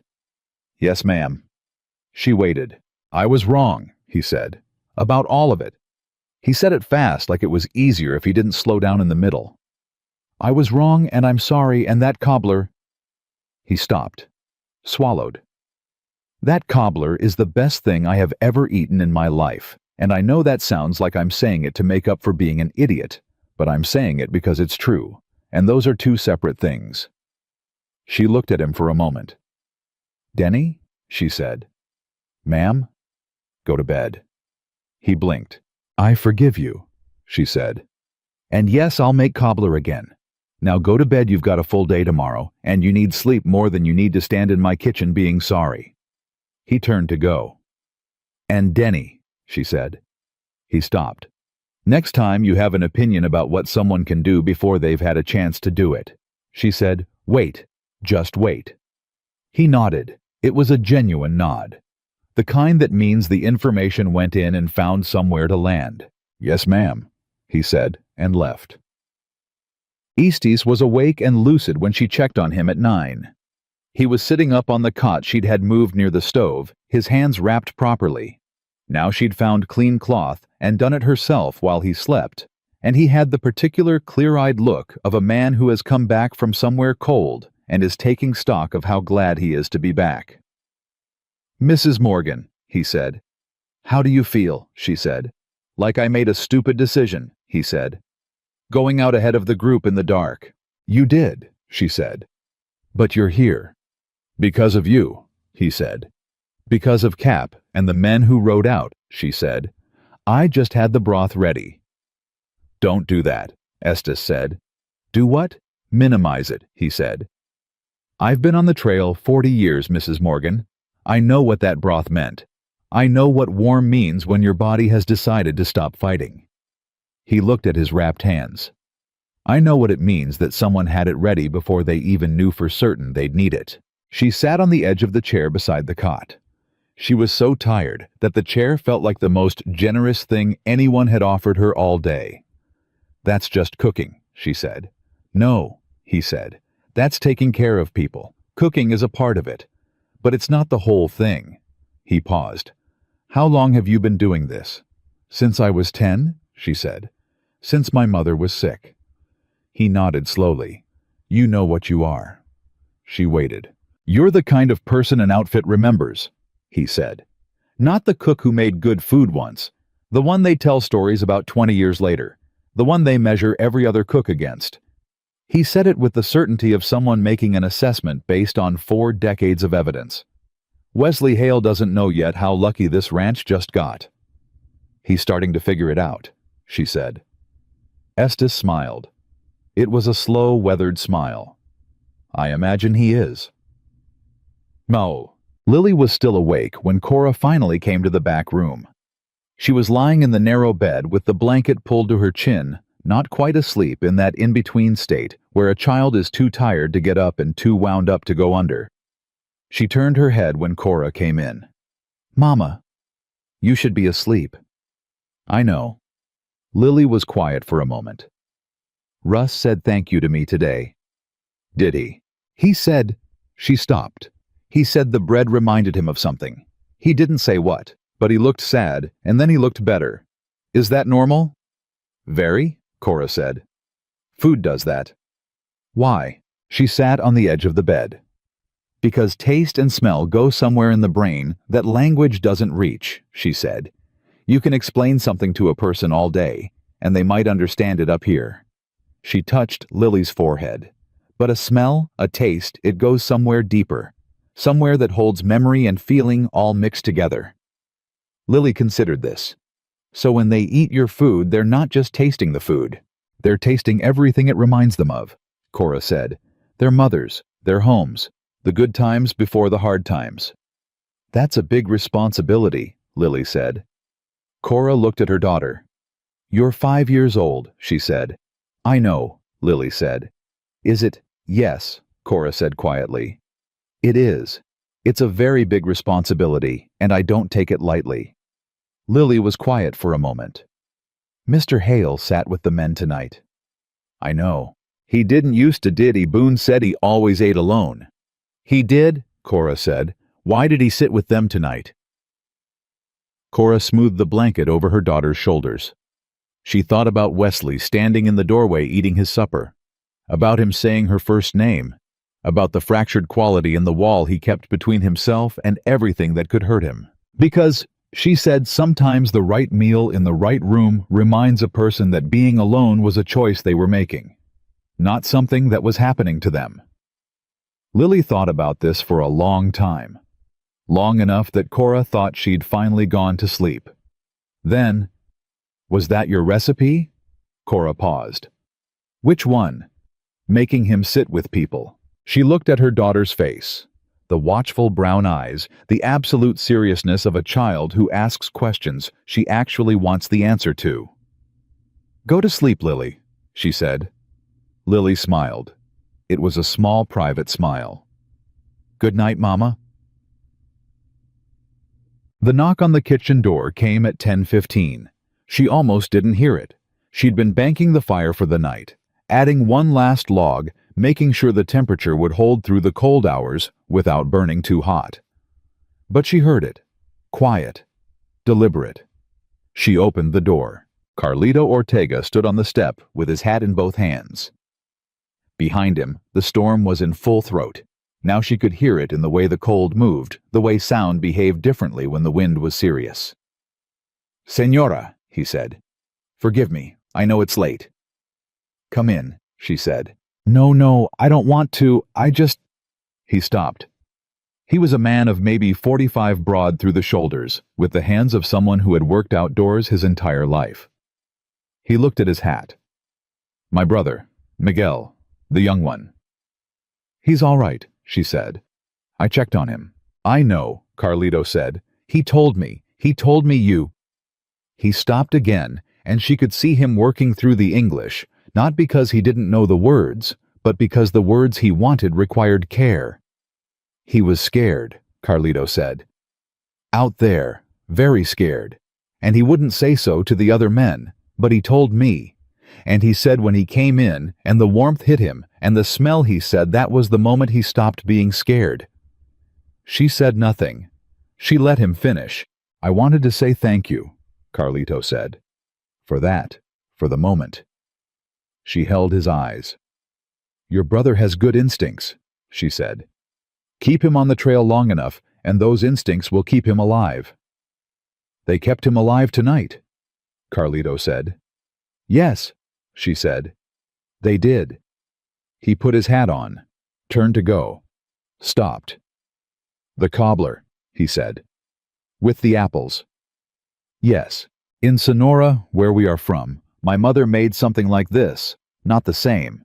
Similar." He paused. "You didn't know that?" "No," she said. "But you made it anyway," he said. "And it tasted like home." He walked back into the storm. She closed the door and stood with her back to it for a moment. Then she went to check the fire one last time. It was Cap who came last. It was almost 11. She was ready to sleep. Her body had stopped asking and started demanding. She was sitting at the kitchen table with her hands flat on the wood and her eyes very close to closing when she heard his boots on the step. He didn't knock. He just opened the door and stood there. "Cap," she said. "What is it?" He came in. He sat across from her without asking. He put both hands on the table and looked at them. "I owe you an apology," he said. "You've treated me fairly," she said. "I was skeptical," he said, "from the first moment, and I made that clear in ways that were—" He stopped. "I was wrong." "You were doing your job," she said. "You were protecting the ranch." "I was protecting myself," he said, "from caring whether this worked out or not." He raised his eyes to hers. "Because I've watched this place fall apart for 2 years, and every time I let myself think it might get better, it didn't. So I stopped letting myself think it." She looked at him, this cedar-hard, plain-spoken man who had just told her the truest thing he probably knew how to say. "Cap," she said, "look at those men in there." He turned his head toward the sound of the main room, low voices. Now the comfortable murmur of men who have been fed and warmed and are winding down toward sleep. "I'm looking," he said. "That," she said, "happened tonight because everyone did their job. You got them safely back to the trail. Boone got the tables set. Hatch watched the coffee like his life depended on it." She paused. "And I cooked." "And you cooked," he said. "Nobody held this line alone," she said. "That's how a ranch works when it's working." He was quiet for a long moment. "Wesley's different," he finally said, "since you've been here." "He's the same man," she said. "He's just—" "Coming back," Cap said. "Coming back," she agreed. Cap stood. He pushed his chair in precisely with the care of a man who has been taught that the small things are how you show what you think of a place. "Get some sleep, Mrs. Morgan," he said. "Good night, Cap." He walked to the door, stopped with his hand on the frame. "The cobbler," he said with his back to her. "Yes." "Make it again," he said. "Soon." "I will," she said. He went. She sat alone in the kitchen for 5 minutes after that. The fire was banked. The pots were clean and hung. The table was cleared. The Dutch ovens were cooling. Hatch's coffee pot was finally empty the first time all day, and it sat on the corner of the stove like a soldier who had held his post. Outside, the storm was at its full height. She could hear it working against the walls, the particular sound of a serious winter pressing against the places where the world tries to keep itself warm. Inside, 18 men were full and warm and headed toward sleep. Estes' hands were wrapped and would heal clean. Miguel Ortega had stopped being afraid. Lily was asleep with her ribbon in her hair, and Wesley Hale had sat at the table with his men for the first time in 2 years and had eaten cobbler and had called her by her first name. She put her head down on her arms on the kitchen table. She didn't plan to sleep there, but her body had its own plans. And for the first time in a very long time, longer than she could accurately measure, she closed her eyes in a place that felt in some quiet and unannounced way like it might be hers. She woke up with her cheek on the kitchen table and a blanket around her shoulders that hadn't been there when she fell asleep. She sat up slowly. The fire was still going. Not the banked coals she'd left it with, but built back up to a proper working heat. The coffee pot was full and hot. A plate sat beside it with 2 biscuits from last night's batch covered with a cloth. She sat there for a moment, taking stock of these facts. Someone had come in while she slept, had seen her with her head on the table and had not woken her, had put a blanket on her shoulders and rebuilt the fire, and made coffee and covered biscuits for her breakfast, and left without a word. She knew whose boots she hadn't heard. She put her hands around the coffee cup and sat with that knowledge for exactly as long as it took to drink the first cup. Then she got up, folded the blanket, and started breakfast for 18 men. The storm broke by mid-morning. Not gently. Storms in that part of Texas didn't do anything gently. 1 hour it was pressing against every wall and window of Roan Fork Ranch, with the full weight of the northern plains behind it. And the next hour the wind dropped. The sound changed, and the cold became the clean, flat cold of aftermath, rather than the aggressive cold of assault. The men felt it immediately. She heard the shift in the bunkhouse, the sound of people deciding to move again, to do things, to be useful. Cowboys were not built for stillness. 2 days of storm confinement had wound them tight. Cap had them organized and out within the hour. She heard him in the yard. North fence first, then the water troughs, then someone go check the Ortega cattle in the south pasture. And the sounds of the ranch finding its rhythm again, the purposeful noise of a working outfit that knew what it was doing. She was rolling dough for the midday meal when Wesley came to the kitchen. "The blanket," she said without turning around. He was quiet for a moment. "You were asleep," he said. "I noticed that," she said. "When I woke up. You'd been up for 20 hours. "I know how long I'd been up," she said. She set the rolling pin down and turned to face him. "Thank you." He stood with his hat in his hand. She'd learned this was what Wesley Hale did when he was in a conversation he hadn't fully prepared for. He held his hat and turned the brim slightly with his thumb. A tell so small that most people would never see it. She saw it. "I rebuilt the fire," he said. "And the coffee." "I know," she said. "I know it was you." He looked at her steadily. "How?" "Because the fire was built the way you build it," she said. "Too much wood on the left side. You've been doing it that way all week." He looked at the stove, back at her. "I build the fire wrong."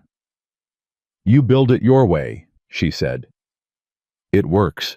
It's just not how I do it." Something almost like a smile. "You have opinions about fire building." "I have opinions about everything," she said. "We've established this." He put his hat on, took it back off. And then he said, "The Hale Creek foreman came back this morning." The rolling pin went still under her hands. "While you were asleep," he said. "He came to the yard. I spoke to him." "What did he want?" "To make you a second offer," Wesley said. "A better one. He said his owner Jim Hale is willing to build a proper cook's quarters, private, with a room for Lily." She looked at him. His face was doing the work of staying even. "And," she said, "and I told him." Wesley said that Mrs. Morgan had already made her decision and that Roan Fork wasn't in the habit of going back on arrangements. You told him that, she said. I did. Without asking me. A pause. Yes. She held his eyes for a moment. Then she turned back to the dough. You were right, she said. I had already made my decision. She heard him exhale just slightly, the sound of a man releasing something he'd been holding since morning. All right, he said. But Wesley. Yes. Next time someone comes to this ranch with an offer that concerns me, she said, you come and wake me up, even if I'm asleep on the kitchen table. Understood, he said. I will. Good, she said. Now go do something useful. I'm trying to make bread. Boone found her at the well at noon. He had the look of a man who had information he wasn't sure how to position, which on Boone's face was a very specific expression somewhere between careful and apologetic. What? She said. Words out, he said. About yesterday. What word? About what you did, Boone said. Estes, the broth, the meal, all of it. He paused. Roan Fork isn't a quiet place. These men have brothers on other outfits, friends in town. By this morning, 3 different ranches knew that Wesley Hale's new cook fed 18 men off a 3-day storm preparation and brought a half-frozen trail hand back from the edge. She looked at him. By tonight, Boone said, everyone between here and Laredo is going to know your name.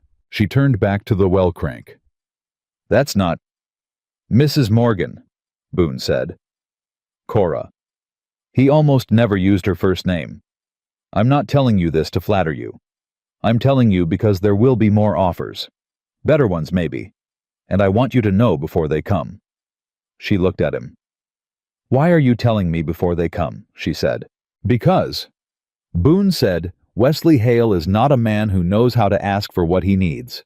He knows how to work. He knows how to grieve. But asking. He shook his head. He'll stand in the doorway of that kitchen every night for the next year, and never once say out loud what he actually wants. Boone, she said carefully. I'm 71 years old, he said. I have watched people talk around the truth my whole life, and I am tired of it. He looked at her directly. He needs you here, not just the ranch, him, and Lily needs this place. And those 18 men who took their hats off without being told last night need someone who gives a damn whether they're warm. She was quiet. I'm staying, she said. I know, he said. I just wanted to say it out loud, so someone had. He took the water bucket from her hands and carried it back to the kitchen without another word. The first real test came 4 days after the storm. A rider arrived from a ranch called the Broken Spur, 40 miles east, a bigger operation with a letter addressed to the cook at Roan Fork. She read it at the kitchen table, while Lily braided the dog's tail with a piece of straw, and the dog endured this with profound patience. The letter offered her 3 times her current wage, private quarters, a kitchen built to her specifications, an assistant of her choosing. She read it twice.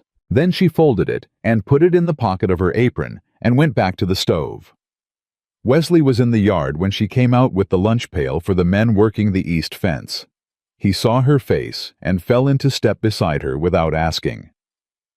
Letter from the Broken Spur, she said. I heard the rider came. 3 times my wage, she said. He was quiet. A kitchen built to my specifications, she said. Still quiet. An assistant. Cora, I'm telling you, she said, because you told me to wake you up next time. Consider this waking you up. She walked 3 more steps. I'm not going, but I want you to know what's being offered so this ranch understands what it has. Wesley stopped walking. She kept going 2 more steps before she stopped too and turned around. He was looking at her with an expression she hadn't seen on him before, not the guarded assessment of the first day, not the grief-muffled distance of the first week. Something more open than either of those. Something that looked like a man standing in a doorway he's been afraid of for a long time, finally deciding whether to walk through it. What does this ranch have? He said. His voice was quiet, serious. She met his eyes. Someone who's not going anywhere, she said. He held her gaze for a long moment. The wind came through the yard, and neither of them moved. All right, he said. Then I'm going to stop pretending I don't know that. Good, she said. Start by fixing the flower barrel arrangement I asked about 2 weeks ago. He almost laughed, really almost close enough that she could see it in the corners of his eyes. Today, he said. This afternoon, she said. I need it done before the next supply order. She turned back toward the east fence. Cora, he said. She stopped, didn't turn around. Thank you, he said, for staying. She started walking again. Fix the flower barrels, she said. Then we'll talk about thank you. Okay. Easties left the kitchen cot on the 5th day after the storm. His hands were healing clean. She'd checked them every morning, rewrapped them every evening, told him exactly what she was seeing without drama or false comfort. The white patches had come back to pink. He'd have full use. He'd probably have a scar on the smallest finger of his left hand, but scars on hands were a language trail. Men spoke fluently, and he didn't seem troubled by it. He stood at the kitchen door on the morning he left, wearing his coat and his hat, with his hands wrapped in clean cloth and tucked into his pockets. I owe you, he said. You owe me nothing, she said. That's not how I was raised, he said. Then pay it forward, she said. Next time you see someone who needs looking after, look after them. That's the currency I trade in. He nodded slowly. You know what I told Wesley last night? She raised her eyebrows.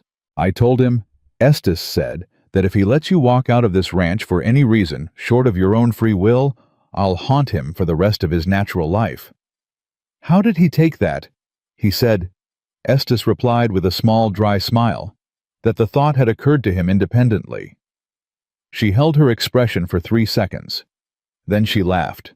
It was a real laugh, unguarded, genuine, the kind that starts in the chest and arrives on the face without asking permission. She couldn't remember the last time she'd laughed like that. Somewhere between Abilene and the boarding house. Somewhere in the long, hard middle of being a widow with a child, and no fixed ground. Estes smiled at the sound of it. Good, he said. Good, there it is. He put his hat on and walked out into the morning. The thing nobody told you about being valued, the real thing, not the surface version, was that it arrived quietly. It didn't come with a declaration or a ceremony. It came in the accumulation of small things that added up to something larger than any of them individually. It came in the way Hatch started asking her every morning what she needed before she had to ask. In the way Russ fixed things around the kitchen without being told a loose hinge, a warped drawer, silently efficiently, as though maintaining the kitchen had simply become his responsibility. In the way Cap Reeves started including her in the foreman's morning discussions about the day's work, pulling a chair for her without comment, like it had always been done. It came in the way the men stopped saying the cook and started saying Cora. And then after a while stopped using any name at all, because she was simply present in the way the stove was present, the way the well was present. Not scenery, but infrastructure. The thing the day was built around.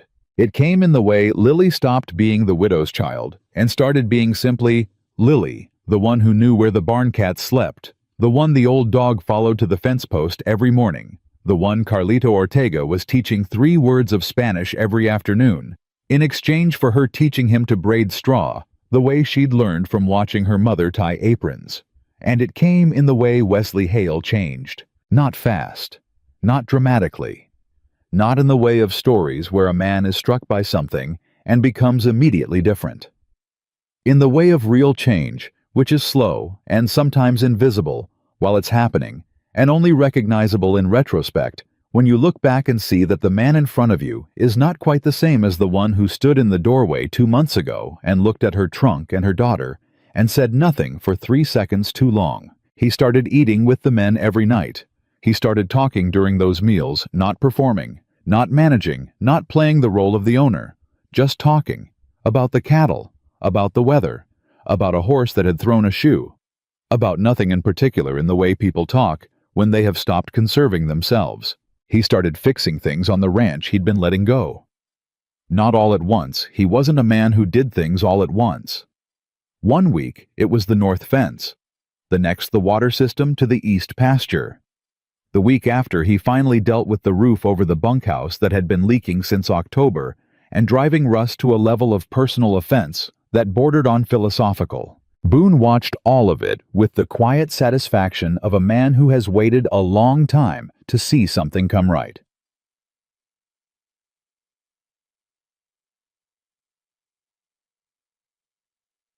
The letter from Dooley's former employer arrived on a Wednesday in late January. She found it on the kitchen table when she came in from the cellar. It had been brought in by the writer who did the weekly mail run, left where she could see it. Someone had set it there deliberately. She could tell by the placement. Dead center. She opened it. It wasn't from Dooley. It was from a man named Calloway who ran the outfit over at Calhoun Creek, the one Cap had suspected of buying stolen surplus from Dooley 18 months ago. The letter was not an apology. It was an inquiry. He was asking with the elaborate politeness of a man who knows he's on thin ground, whether Rowan Fork was still experiencing supply shortages and whether there might be any interest in a long-term purchasing arrangement, for he listed several items: salt pork, dried beans, coffee, the exact items that had been going missing from Wesley's ledger. She read the letter twice. Then she went to find Cap. She found him at the water trough with two of the hands directing the repair of a cracked seam. "Cap," she said, "walk with me." He looked at her face and handed his tools to the nearest man without a word. They walked to the far side of the yard before she handed him the letter. He read it. She watched his face go through 3 different expressions before it settled on something hard and certain. "He doesn't know we have the ledger," Cap said. "No," she said. "He thinks whatever Dooley told him holds, that no one here checked the numbers." "Because no one did," Cap said. "Until you." "Wesley needs to see this," she said. "Yes," Cap said. "He does."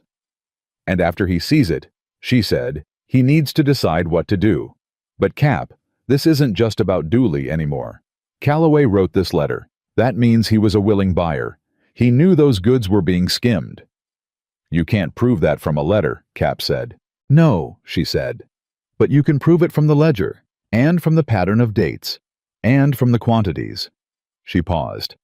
"I've already cross-referenced them. I've been doing it for 3 weeks." Cap stared at her. "You've been building a case," he said slowly. "I've been keeping books," she said. "Which is what I told Wesley I'd do." She held the letter out. "Take it to him, now, before the afternoon work starts." Cap took the letter. He was halfway across the yard when he stopped and turned back. "Cora," he said. "Yes." "How long did it take you to figure this out?" "The full picture," she said. "About a week after I opened the ledger." "You've known for 3 weeks, and you didn't say anything." "I wanted the numbers complete before I said anything," she said. "Accusations without evidence aren't useful. Evidence without accusation is." Cap looked at her for a long moment. "Martha used to say something like that," he said quietly. She said nothing. "She used to say, 'Don't fire the gun until you know what you're shooting at,'" Cap said. "It wasn't about guns. It was about everything." "Smart woman," Cora said. "The smartest one," Cap said. And went to find Wesley. Wesley called her into the front room an hour later. It was the first time she'd been in that room. The room that was his, the one the rest of the ranch orbited around, but didn't enter uninvited. He was sitting at the desk with the ledger open in front of him, and the Calloway letter beside it, and the particular quality of stillness that meant he had been sitting there working through something for a while. "Sit down," he said. She sat. "Walk me through it," he said. "All of it." She did. 15 minutes. She laid it out clean and linear. The supply dates, the quantities, the pattern of shortfalls that corresponded exactly with Calloway's purchasing cycle. The margin Dooley would have been keeping the fact that Calloway had written this letter because he was running low on his own stock and assumed the arrangement was still in place. Wesley listened without interrupting once. When she finished, he sat back. He assumed nothing had changed, Wesley said. He assumed no one was paying attention, she said. Because no one was. He said it flatly, without self-pity, the same way he'd said, I let it go 3 weeks ago. Just factually. Until you. What do you want to do? She said. What would you do? He said. She looked at him. I'd write Calloway back, politely. Tell him the purchasing arrangement is under review and that Roan Fork will be in touch. Give him nothing to panic about. And then I'd talk to a lawyer in town, she said. Because what Dooley did was theft. What Calloway did was receive stolen goods. That's not a ranch matter anymore, that's a legal matter. And if you handle it legally and cleanly, you can recover some of what was taken. Wesley was quiet. A lawyer, he said. A good one, she said. Do you know one? I knew one, he said. Martha's family's lawyer. He handled the ranch's legal matters before. He paused. I haven't spoken to him since she died. Then it's time, she said. Write to him this week. He looked at her across the desk. You came to this ranch to cook, he said. I came to this ranch to keep it running, she said. Cooking is part of that, so is this. He held her eyes. Yes, he said finally. It is. He pulled a sheet of paper toward him and picked up the pen. I'll write to Calloway today, and to James Whitfield, the lawyer, tomorrow. Good, she said. She stood. Cora, she stopped. Sit back down, he said. Please. She sat. He put the pen down. He looked at it, then at her. I need to ask you something, he said. And I need you to answer me straight, because I don't know how to ask it any other way. All right, she said. Is this a place you can stay? He said. Not because it needs you. Not because Lily is happy. Not because of Boone or Cap or Estes or any of the rest of it. He stopped. Is this a place you can stay because you want to be here? The room was very quiet. She heard the fire from the kitchen. She heard the men in the yard. She heard faintly Lily's voice somewhere talking to the dog, probably in that serious instructional tone she used when she was explaining something important to an animal. Yes, she said. It is. He held her gaze for a long moment. Then he nodded once slowly, the way a man nods when he's accepting something real. Then, he said, I'd like to talk about making that official. She looked at him. The position, he said, and then quietly, and eventually if you're willing something more than the position. She was quiet for a moment. Ask me again, she said, after the Calloway matter is resolved. After the lawyer. After the spring work is done. Why then? Because, she said, I want you to ask me when there's nothing urgent to solve, when it's just a question. That's a fair condition, he said. Most of mine are, she said. She stood and went back to the kitchen. Churg. Spring came to Roan Fork Ranch the way it always came to that part of Texas. Fast, and then suddenly everywhere, like a decision that had been made somewhere else and only just arrived. The work expanded with it. More hands. The roundup. The long days that started before light and ended after dark. The kitchen ran.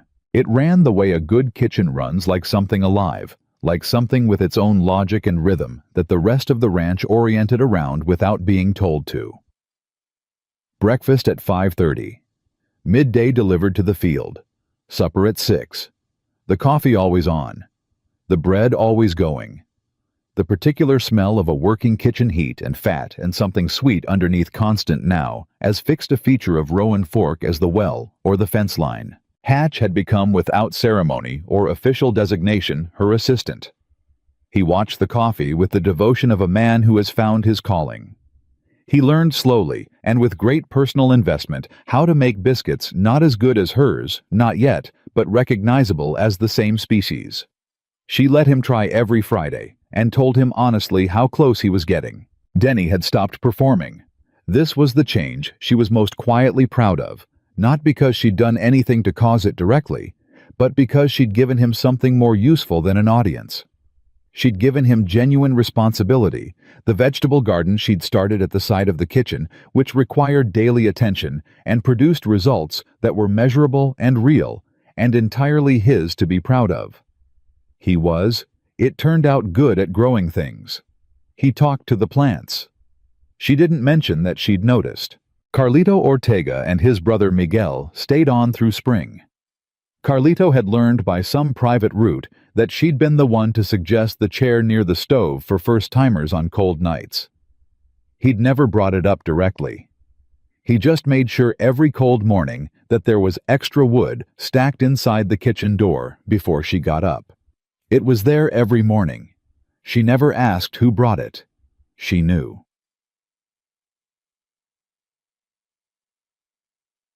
The Calloway matter was resolved in March. James Whitfield, the lawyer, a small, precise man who wore his hat indoors until she asked him not to, came out to the ranch twice.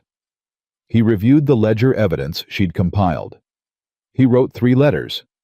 He received 2 responses. On the 3rd week of March, Calloway paid a settlement, not the full amount, but enough. Enough to restock the cellar properly. Enough to repair the bunkhouse roof without stretching the spring budget. Enough to do the things Wesley had been putting off because the margin had never been there. Wesley told her the number the evening the settlement came through.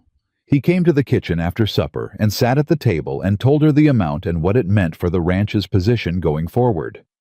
She poured 2 cups of coffee and sat across from him. "It's enough," she said. "It's enough," he agreed. "Whitfield did good work," she said. "You did good work," he said. "Whitfield used what you built." She didn't argue with that. They sat for a while in the particular silence of 2 people who have done something hard together and are sitting on the other side of it.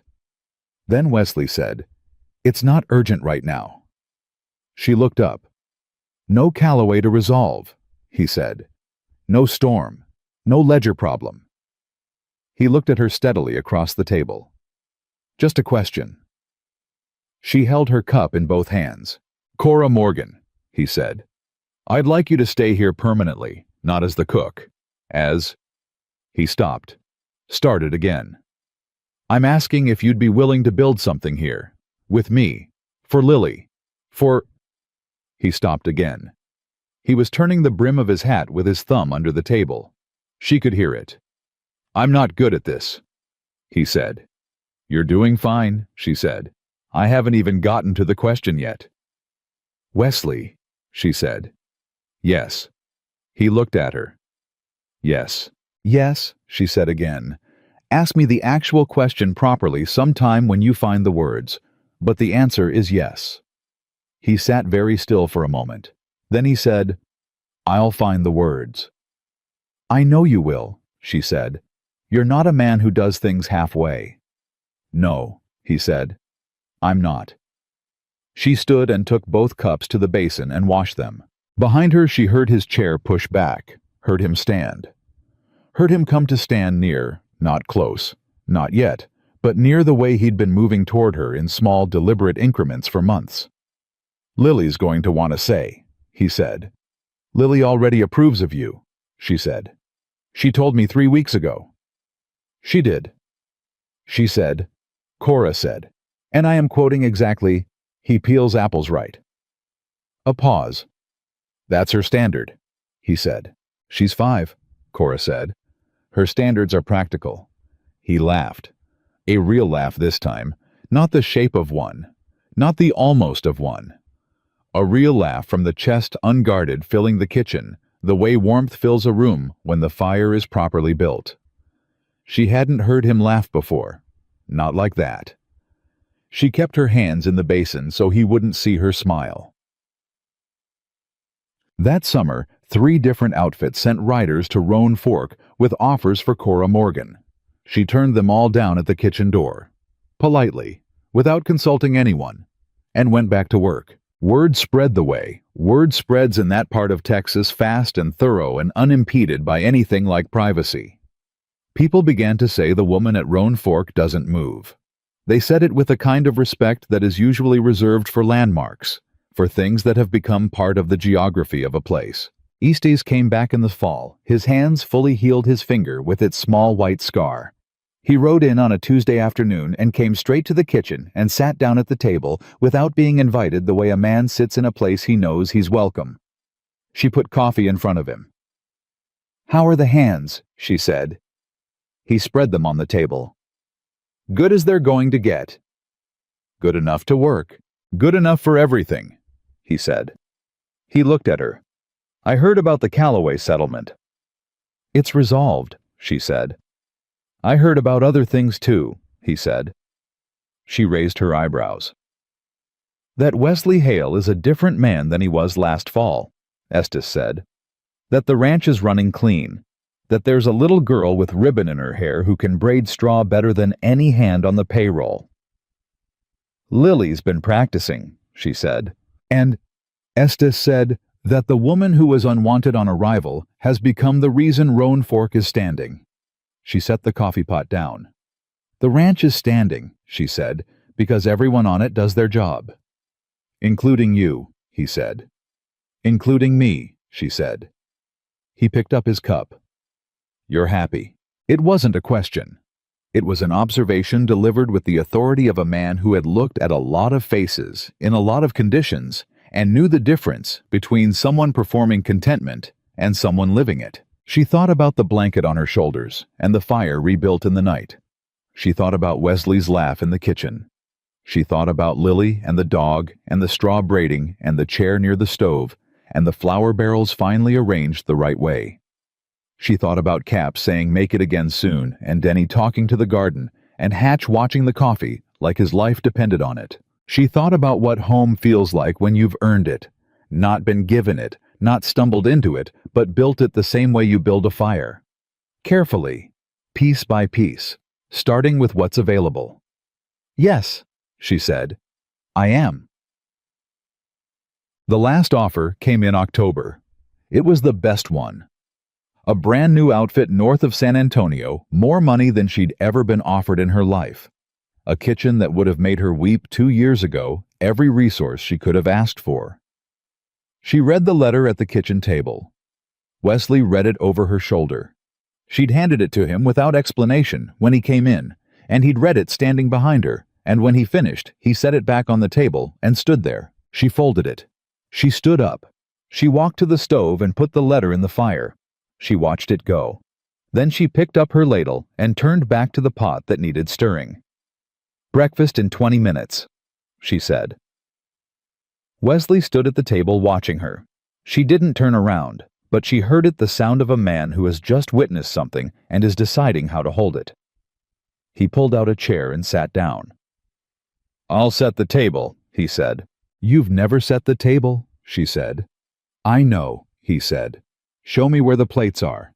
She looked at him over her shoulder. "Same place they've always been," she said. He stood and got the plates, and he set the table, and she made breakfast. And outside, the morning was coming in fast and clean over the Roan Fork land, and the men were stirring in the bunkhouse, and the dog was at the fence post waiting for Lily. And somewhere in the little room off the kitchen, a 5-year-old girl with ribbon in her hair was waking up in the only home she remembered, which was exactly where she was supposed to be. Cora Morgan had arrived at Roan Fork Ranch as the woman they didn't want. She stayed as the reason the place had a heartbeat. And that was not something anyone, not the men who had bet against her, not the foremen from other outfits, not the cold, not the storm, not the grief that had lived in this place like a second tenant, could ever take back.